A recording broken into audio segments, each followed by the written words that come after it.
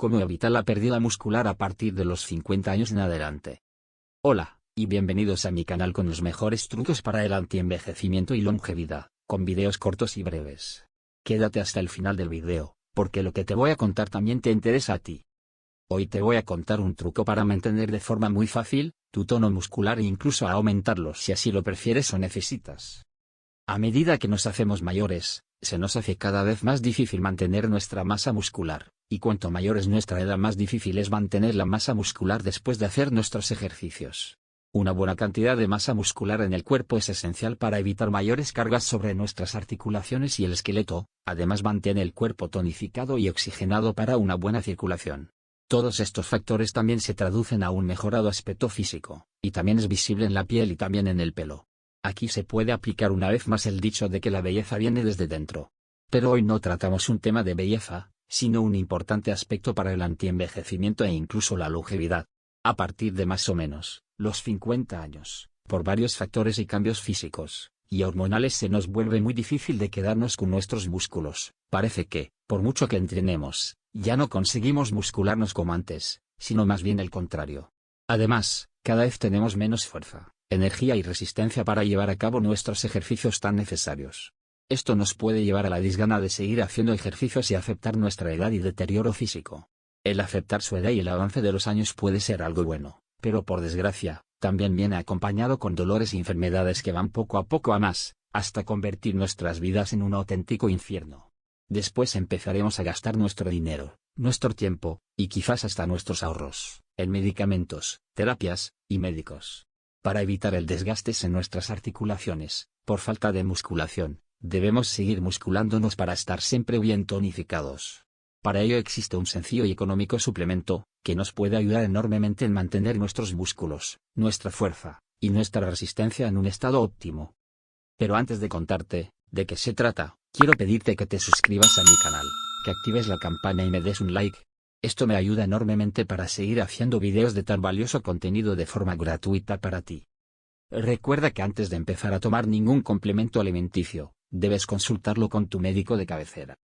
Hoy te hablaré sobre la importancia de la creatina, lo que puede hacer por ti y cómo tomarla correctamente, acompañado de algún truquito para mejorar sus resultados. La creatina es producida naturalmente en el cuerpo humano a partir de aminoácidos, principalmente en el riñón y el hígado.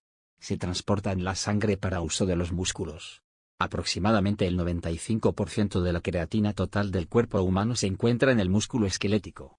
La creatina no es un nutriente esencial, ya que se biosintetiza en el cuerpo humano a partir de la arginina, glicina y L-metionina. En los seres humanos y animales, aproximadamente la mitad de la creatina almacenada se consume de los alimentos, sobre todo a partir de la carne.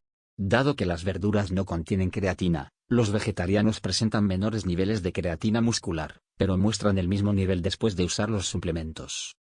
Es de fundamental importancia que las dosis consumidas de creatina sean correctas, ya que los efectos de la creatina dependen directamente del incremento de creatina total e intramuscular. Por lo tanto, se deben buscar estrategias para expandir los depósitos musculares de creatina lo más rápido posible. No es cuestión de consumir excesivas cantidades, ya que el organismo no puede utilizarlas y las excreta por la orina, siendo además perjudicial las dosis. Los excesos de creatina no se absorben por el organismo y sobrecargan inútilmente la función renal. La forma tradicional de administración de la suplementación de creatina implica dos fases: una inicial de carga, que puede rondar los 5 o 6 días, seguida de una fase de mantenimiento, no mayor de 2 meses, seguida de una fase de descanso similar a la de mantenimiento. Se han empleado métricas de dosificación en función de la masa corporal, en las que mencionan 0,25 gramos por kilo/día, es decir, 1/4 de gramo por kilogramo de peso corporal en dosis diarias. Son cantidades que muestran una mayor eficiencia de captación de creatina durante la fase de carga, mientras que en la fase de mantenimiento debiera aplicarse una sola dosis que sea la cuarta parte de la empleada en la fase de carga. No obstante, no hay puesta en común de las cifras, ya que otros autores mencionan 0,1 gramos por kilo/día en la fase de mantenimiento, mientras que en el periodo de carga se han utilizado dosis superiores al cuarto de gramo/kg, llegando a 0,35 gramos por kilo/día. Depende del objetivo del deportista. Cuando éste desea un incremento de peso corporal rápido, se debe hacer una fase de carga seguida por una de mantenimiento, mientras que cuando se tiene como objetivo mejorar la eficiencia metabólica, se recomienda emplear una dosis única al menos durante un mes. Cuando se administra la creatina a un ritmo de 20 gramos/d durante varios días, se puede decir casi un 30% de la creatina administrada se absorbe durante los 2 días iniciales, pero este porcentaje disminuye hasta un 15% desde el segundo al cuarto día.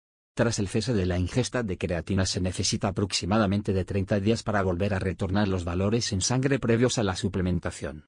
Y se aconseja realizar la carga, si no se viene tomando habitualmente, y luego seguir la fase de mantenimiento hasta 3 a 4 meses como máximo. Un pequeño truco aparte: con vitamina E, se absorbe mejor. Luego se debe cortar el consumo y descansar un mes como mínimo. Por lo general en ese mes se suplementa con glutamina, para regenerar los músculos, o se suspende la suplementación, y nunca se debe suspender el ejercicio, ya que es este el complemento de la creatina, acompañado de altas dosis de agua debido a que la creatina es un alto receptor de líquidos. La suplementación de creatina durante 8 semanas no se ha asociado con problemas de salud, pero no existen estudios de su efecto en dosificaciones realizadas durante largos periodos. En la fase de mantenimiento puede sugerirse que se consuma la creatina posteriormente a la actividad física. Espero haberte podido ayudar y resolver tus dudas sobre este tema. Si te ha gustado el video, no olvides compartirlo con tus amigos y familiares. Y no olvides suscribirte a mi canal si no lo has hecho ya. Adiós y hasta el próximo video.